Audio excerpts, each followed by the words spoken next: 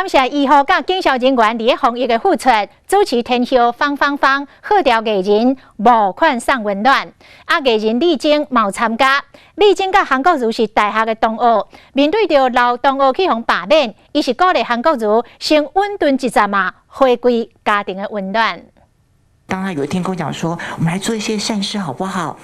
我就二话不说，就把图章交给他了。我有一度以为是直销。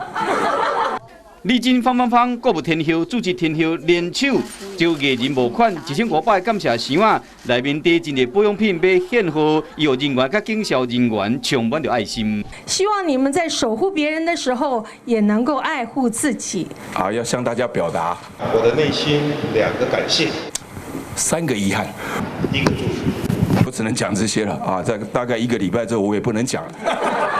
韩国瑜分身开韩国瑜本人，后盖无通开啊，袂安怎？一个角色的陨落，并不是代表说这个人就去世，就挂掉了，而是看他什么时候再起，我就才开始模仿。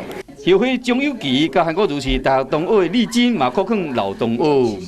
能够韬光养晦啊，我们要接受民意，然后去修正自己，好好的回归到家庭。其实你得到的应该是家庭的温暖。那你会建议他休息，就是先不要再参选任何的位置？因为我这个是不是退出政坛了吗？这些你搞不清楚吗？一直没有参加过。